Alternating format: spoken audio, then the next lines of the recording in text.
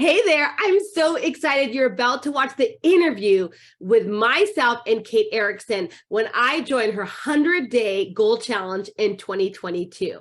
It was so exciting when I saw she was doing a 100-day goal challenge, and in Mariette's way, I jumped in and it wasn't even the right day. I think I jumped in day 30, but that's okay because hopefully if you've learned in this course, you can set your goals and you can design your dreams anytime you want. We all can choose our day one.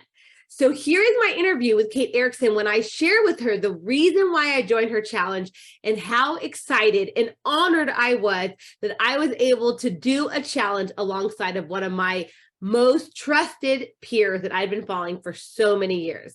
Hope you enjoy it, and I'll add all the other resources in this replay. See you there. Bye for now. Okay, first, can you introduce yourself and tell us about you and your business? Okay. Hi, I'm Mariette Martinez. So I have been an accountant, tax preparer, and small business advisor for over 20 plus years. So don't try to do Oh my gosh. math. Yeah. Girl, you look great.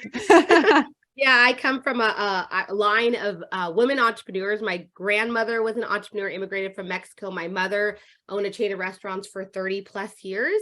Wow. And and she had 6 children. So she's a mother entrepreneur like myself. And so entrepreneurship has been in our bloodline, but also the issues around finances, money, talking about money, and really working through what it means to build wealth has always been like a table side conversation. So I bring that all together because when I decided to decide on what I wanted to do for a living, I knew it was entrepreneurial based, but it had to be something much more closer to money. And so trying to figure out what that was, I decided to go into accounting, and 20 years later, here I am. But I've transitioned over the last 7 years, back in 2014, into education because I really felt like that's where the biggest gap is talking about this in a more educated and, confident level to not only business owners, but even my own peers to talk to their clients about money. And so I actually took a 7-year transition out of my practice, closed my practice in 2020, and now I'm a full-time educator. Wow. Congratulations. How did it feel to close your practice and just like be out doing your thing that is so impactful? Well, I love the question, and I feel like it goes so well with everything I've learned from you and John over the years. It's this idea of like, how do you stay on fire about something you really love? And so even though, again, I love entrepreneurship, I love money, I love serving people, in that case, as a practitioner, like for me to stay on fire, I knew there was something bigger that I had to do. And so it was scary, of course, as most big pivots in your life are. But yeah, on the other side now, I'm 3 years in. So we're in 2022. So I opened in January 2020. And it's a little bit less scary now. I'm feeling a little more comfortable, but it's like starting a brand new entrepreneur journey after 20 years. So it's foreign to me. Because I felt like I was on the other end, 20 years experience. Well, I don't have 20 years experience as an educator, so it's different. But I also like the feeling of being new again, because it connects me more with my community of what it's like when they're new. So I'm still in that process. I'm trying to figure it out. Well, I feel like you must be an educator at heart because like you talk about teaching through it. And the minute that I saw your Instagram video talking about joining this challenge, I thought this is someone who's not only on fire, but this is someone who's passionate about helping other people, about making an impact for your audience to the point that you're willing to take a different seat as a student, which is what you kind of described in your video, to join the 100-day goal challenge that I'm doing on Kate's Take and in our private Facebook group. So you had kind of talked through in your video about how you saw the post in the group, but you weren't really like sure if that was me just posting in the group or something was going on. So you kind of started digging into it a little more. Maybe you said there was a specific post that kind of caught your eye. And so you dug into it a little bit more and we're like, wait a second, she's doing something with this.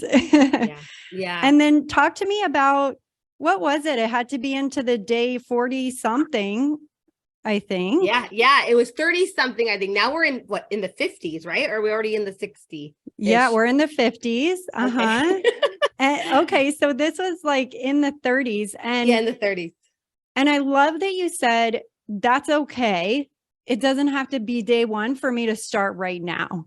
Yeah. I love hearing you say that. I think that takes a lot of strength and courage because as entrepreneurs and completists, I think we see something and we say, it's already started. I missed it. I can't do it now.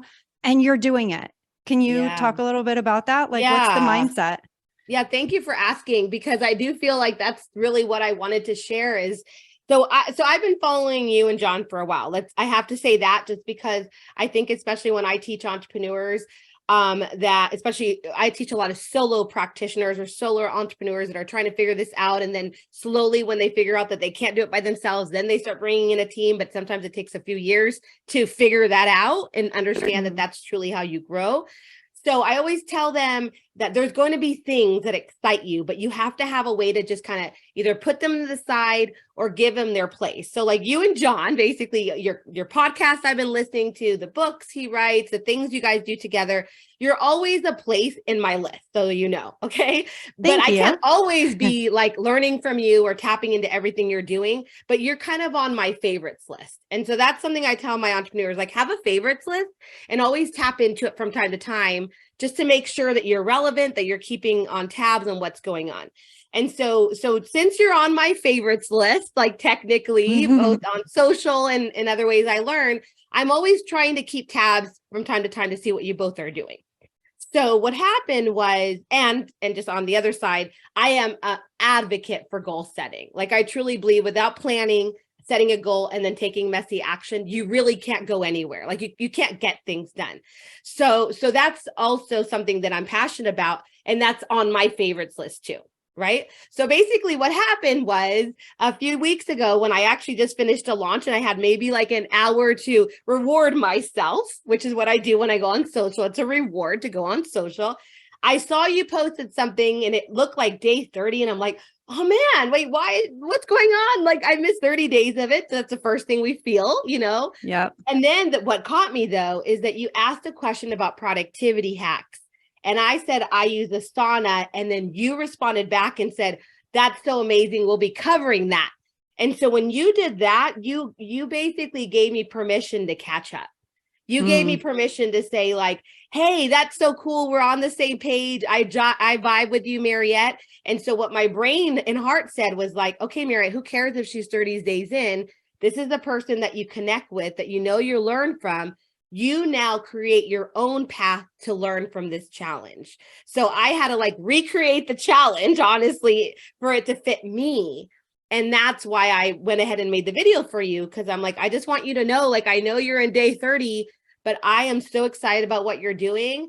I'm going to go back and do it all, because it doesn't really matter that you're in day 30. It's my day one, you know? So that's why I made that video, to tell people it doesn't matter if someone's in day 30 or in my case, 20 years later, like you all have a day one, you know, and this is it. So that was the concept of going back and doing your challenge from scratch. That's so powerful. And I think it's such an incredible way for you to show your audience, like you are living this. You're not just telling people that it's okay to shape it to what works for you. It's not just okay to jump in, even if you think that you're quote unquote late, like you're living it. And I love that. So tell me about your experience since you've jumped in. Yeah. So I will say I am, when I do get into something, I get a little aggressive. So I think you said it like in day, I don't know, maybe it was towards 7, 8, 9. I think you mentioned the thing about like how we can take advantage of this challenge. I think you also said it on the day before you started the 100-day challenge about how you can kind of batch listen to this and try to catch up. Cause I almost feel like, you know, people are going to we're going to get into this later on, and you wanted to kind of give them permission to catch up. So it was interesting because I'm like, is she talking to me? Cause like the first day I like did 5 in a row. I'm like, I'm just going to like really play catch up, you know?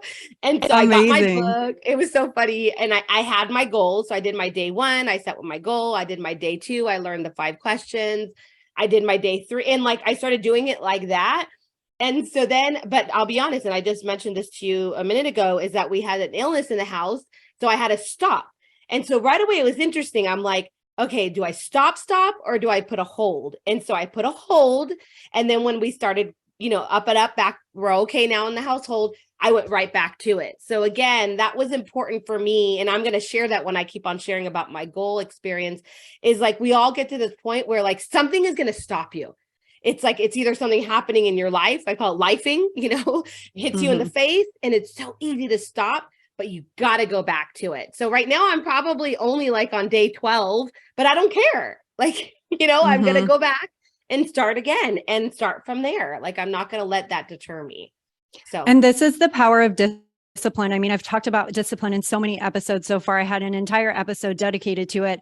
I could probably record 10 episodes dedicated to discipline, because it's so important to understand that it's okay if we get off track. It's okay if we aren't able to accomplish everything that we set out to do that day. The important part is that you get back on. Yeah. It's okay if you get off, just get back on. That's how easy it is. Yeah. And so I think that that is such an incredible lesson. Thank you for sharing that, because I know that so many people can resonate with that. Life is not perfect, and it doesn't always go the way that you think it's going to. But if you continue showing up in a way that works for you, you can continue accomplishing your goals and being productive and showing up for your family. Like, that's what it's all about, right? Exactly. Yeah. And I will just mention one thing too, that I think that kind of goes with why I chose to do your challenge. And it's because I think, honestly, especially entrepreneurs, I only speak from entrepreneurs, but I could also speak from being a parent, being, whether you're a father or a mother or a single parent, could be a very lonely experience, just life in general. Okay. And then if you add entrepreneurship again on top, it's like, feels so overwhelming.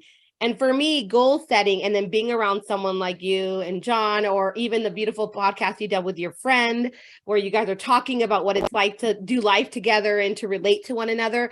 Like, I think these kind of challenges too, or these experiences, really allow you to realize, like, oh God, I'm not by myself. Oh my gosh, I do have a support system. I think it was your second or third episode. I was so happy that you talked right about support, because you have to find that support system. And it could be something as rare as like me and you, like I'm not hanging out with you, but I'm hanging out with you through the challenge. And so right away, my heart feels different. Like, I feel lighter, I feel supported and loved. And we have to remember that we're human beings, and human beings need to feel supported. So that's another reason why I knew this was important, and more importantly, to share that I'm doing it so people don't feel alone. I got your back, and I know that you got the back of your community as well. Okay, so as we wrap up, thank you so much for hopping on and doing this. I'm so excited that I got to chat with you today, and I'm excited for the Kate's Take listeners to get to know you a little bit and to hear about your journey into this goal challenge. So why don't we close out by you sharing what your goal is? Yes. So my goal is to complete this challenge over my 100 days and document my learning that I am going to get from every episode that Kate provides. That's my goal. Incredible. And if people want to follow the lessons that you're going to be sharing, where can they find out more about that? Yeah, they can find me on Instagram at Mariette Martinez, MYB, or they can follow me at MasterYourBooks.com. Amazing. I'm going to provide both of those links in the description of today's episode. Mariette, thank you so much for joining me today. Thank you. See you in the challenge. Bye. Bye.